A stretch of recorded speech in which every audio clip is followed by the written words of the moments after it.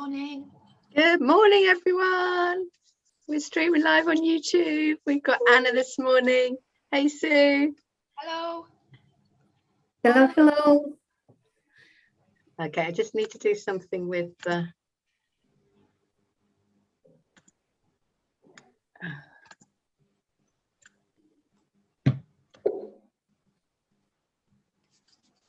Okay, let's spotlight.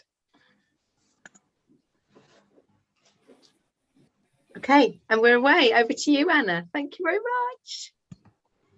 Hello, everyone. This early morning, Kirsty encouraged me to share, and I want to speak about something that is very important to me. I want to speak about the safe perspective and the saboteurs perspective that we get since we were very little. Our inner child developed mechanisms that are supporting us or serving us. At least that's how we were thinking when we were children. But fairly enough, we have them still. And they're the different kind of saboteurs that tell to us the secrets, if this is true or not, if this is fair or not. And I want to start this call with a quote that this morning I found, and it's something that really made me sad and happy in the same time. I will tell you why after I read the quote. It's like most men live lives of a quiet desperation, and they go to the grave with a song still in them. It's written by Harry, and it's something very deep and very positive and very sad. The positive thing is that we are here now and we have life to go. And although as an inner child, we developed certain things that made our song stop at a certain point, we still have the power to change it. And the sad thing is really think how many people live from here without really making them own purpose or stepping in them positive shoes, which could hold the space for so many others. I was one of them, not knowing my saboteurs and the things I developed as a child, which obviously were serving me in the same time because they brought me where I am now. But what if I could just name them? What if I could just understand what I developed and as a child? What if I could make a difference now so I can shift every moment as a gift? I could shift every moment as a stage perspective. What will that change? Probably seeing the gifts of life, seeing the gifts that although I reacted the way I reacted, there is always a positive thing in the pressure moments which we handle. There is always a lesson to be learned. There is always something to cheer us up and not to repeat it, first of all, the next time.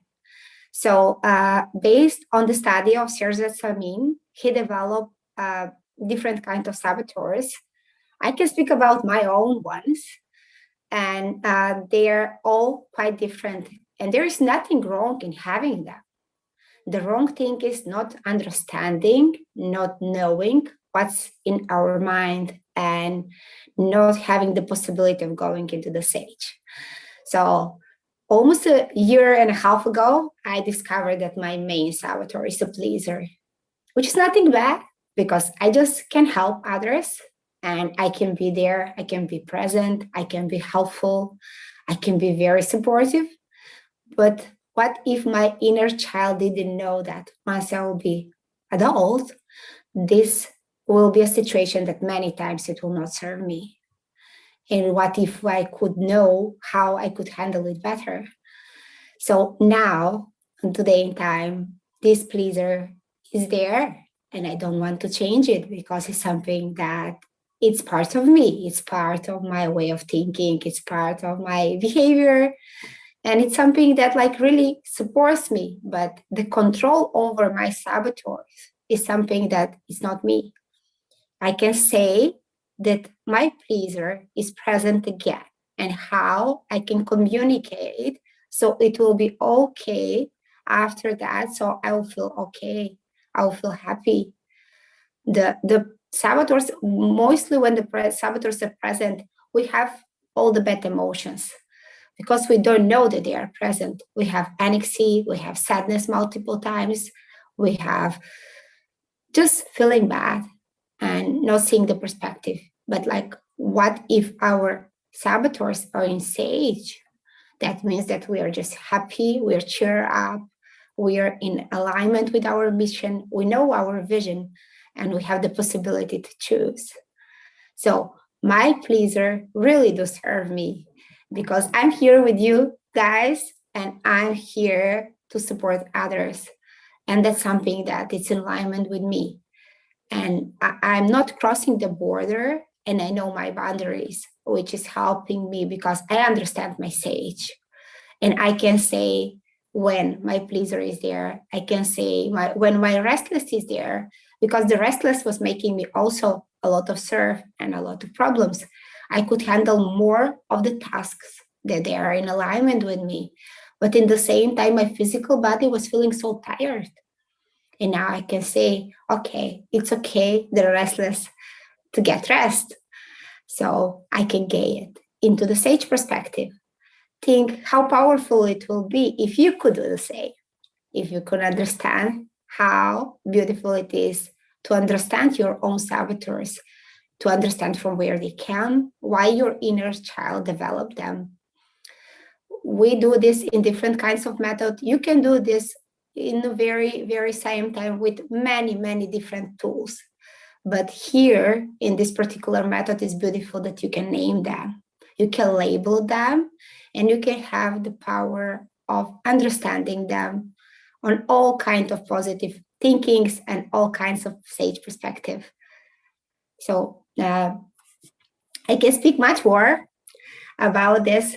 Kirsty told me that like I need to be short in order all of you to understand. So I can just read shortly all the possible saboteurs that we have that are the controller, the hyperachiever, the restless, the hypervigilant, the hyperachiever, the stickler, the pleaser, the victim, and the hyper rational. I have mostly all of them. You have it too. But the thing is that we can really all control them and we have the power to choose.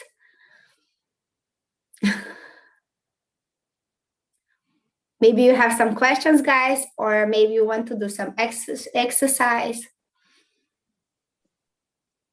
I just clarify because I think you used the words. I think you said that Shirzad invented the saboteurs, and it wasn't that. He developed this way to He developed the method, acknowledge them and to study them, didn't he? And yes. Yes, the pleaser is high on my list as well, along with avoider. There's all sorts. It's a fascinating test to do. Maybe we can share the link so that people can do the test to see what their main saboteurs are. That might be an interesting thing we can add into the YouTube link. Absolutely, we are supposed to. And yeah, I'm encouraging you not only to do yourself a test, I'm encouraging you to ask the people that you co-work also to do the test, because that's the main thing, just understanding the relationship and why, let's say, the avoider as something is not bad, because you're able to handle a situation without getting engaged. But like in the same time, like people around you need to know you have the avoider, because otherwise they think that they are ignored by you, and it's the way around, they are ignoring themselves. So like that's something that like really made a huge different perspective. The test is very easy, it's not taking much time, and it's really like comfortable to take, because it's like fun. You can it's a quiz, it's not a test. It's like a yes. little quiz or a personality test, but it's yeah, it is very, very interesting.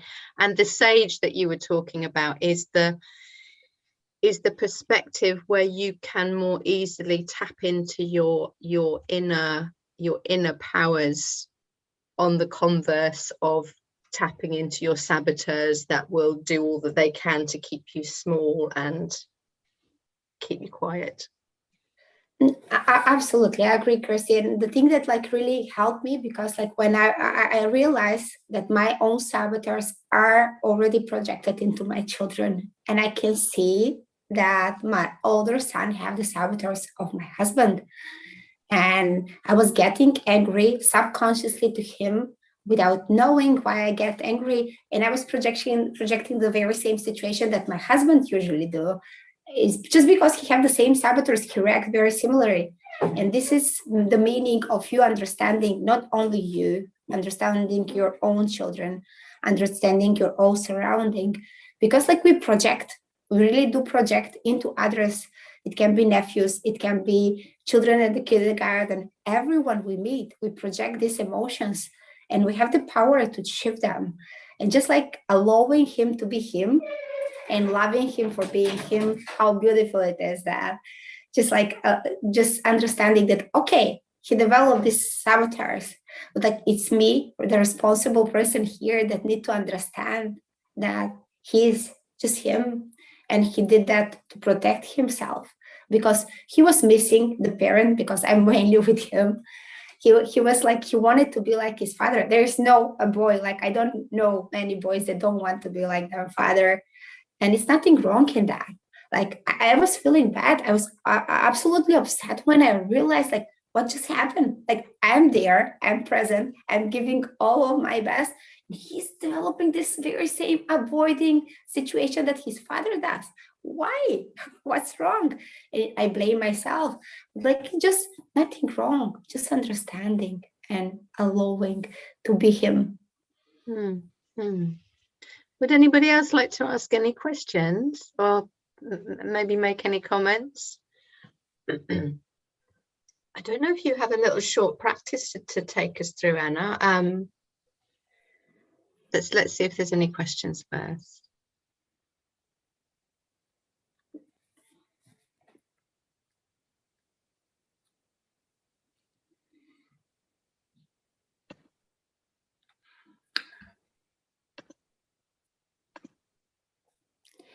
Maybe we can go to a case study, like something that like really happened. I can say a situation from 2 days ago. I had a dream of buying equipment for my kitchen, and the equipment I postponed it, like because it's not necessary, and my pleaser is there. I always choose others, so like this is not the priority. I can go through my saboteurs. My hyper rational is saying, okay, you can have it, but like there is time, you always order, like if it's not here you can also manage. And it was okay. Then my stickler was like, okay, you're doing the work anyway. But then it came to the moment that I decided like just like $10, I can order it, why not? And with the postpone of 13 years, like you can imagine how my pleaser was so happy that I finally do something for myself.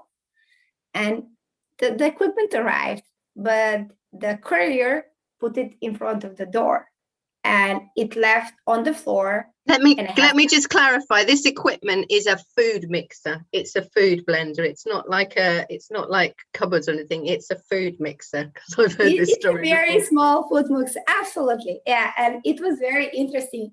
Left on the floor, my two puppies came and they just like completely destroyed the box, completely destroyed the cable. And although I have a new mixer now at the house, the cable is damaged. And that's life. Like it's happening. And I spent $10. And yesterday was like, yeah, you said it could be $20. It's nothing wrong. But the sadness, it was on me. Like, why me? And then the victim state come. It's again me. I finally did it. I allow it to happen. And something happened. And normally that it happened. It can always happen. It could be the 2 days afterwards that something could happen. It could fall down. But like the whole situation, it's making us feel that we're the victim. And we're not. It's just like life happening. It happened then. And if I save that, I could repeat it again. Just allowing myself to stay at a safe perspective, not getting upset, because my upset emotion will automatically go around the house. Everybody will feel upset. And it doesn't make sense. I could stick on my sage and I could tell to myself like, okay, it happened. It's happening many times. What they can do in a situation like this.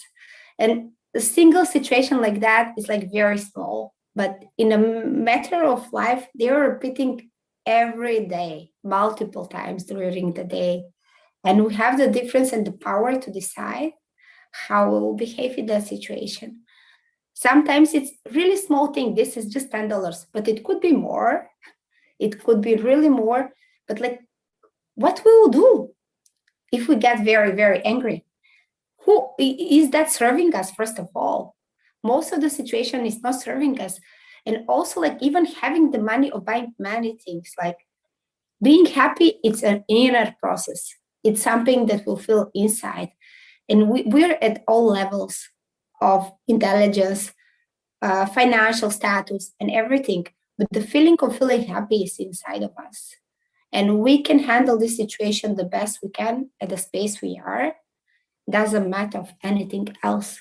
It depends of how we react in a single situation, just like that.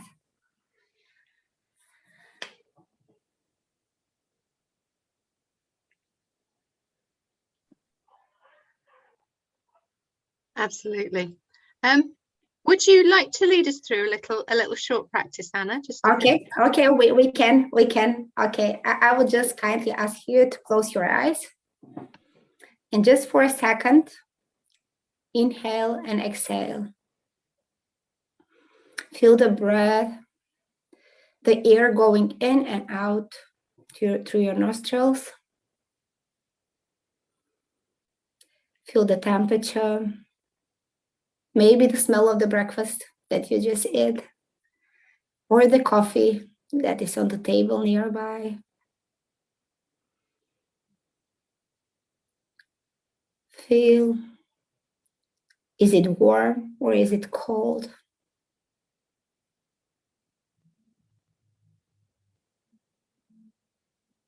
Just think for the colors.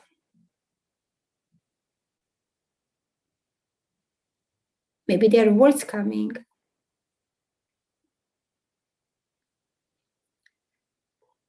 I will ask you with your hands to touch the other hand.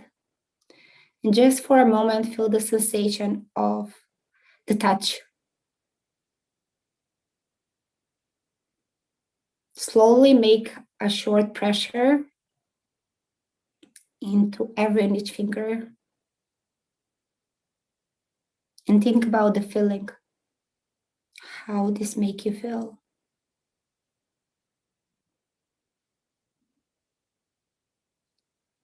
Just think if you're making a pressure on every finger. Do you feel equal pressure or not?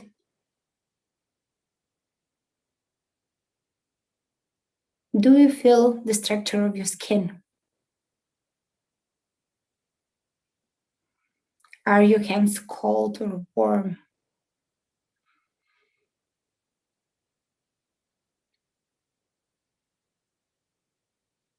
Imagine if you could feel the air in between.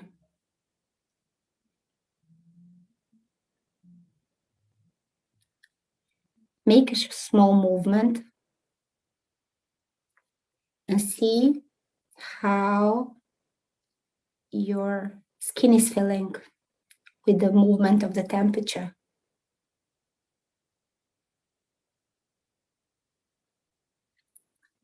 Try to notice how your breath is changing while you're moving. Can you feel the difference between when you were calm and now when you're moving?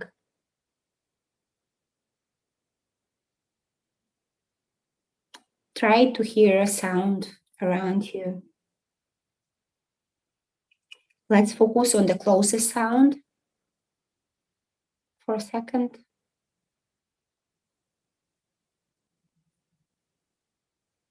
And now we move to the furthest sound.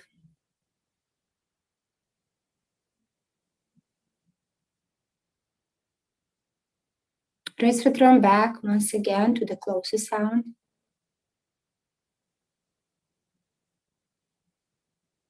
And move the sound to the furthest sound.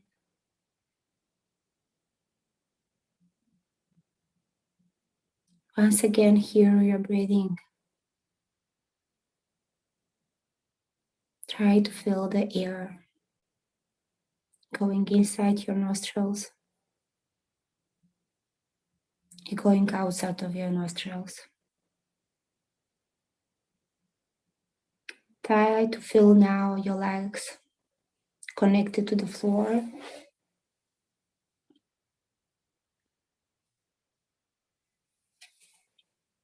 Try to feel the muscles of the legs.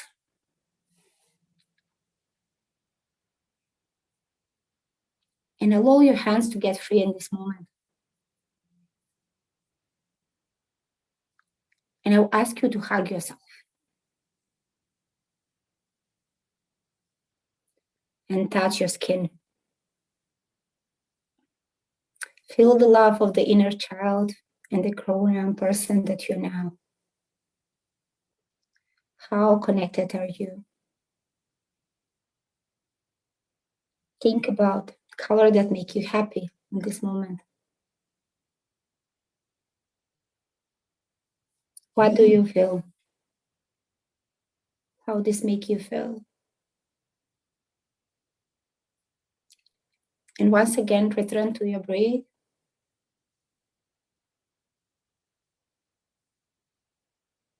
And hear your breathing.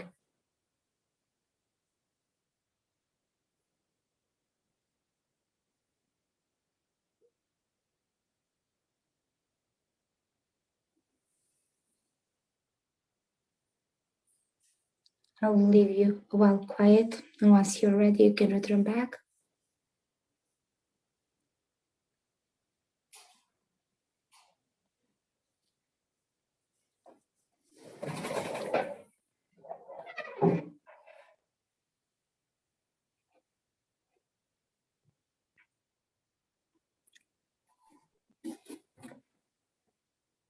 Thank you so much, Anna. Thank Okay, you. another quick opportunity if anybody'd like to unmute and say anything before we finish. Awesome session, fascinating working with inner child and the saboteurs. You've got two different things going on, and they are fascinating. Hey, Sue. Hey, just wanted to say thank you. Wonderful start to the day. Thank you. Thank you, Sue. Thank you so much. Okay, on that note, we'll say goodbye and see you. Bye-bye. Thank you for being here today. It's Monique tonight.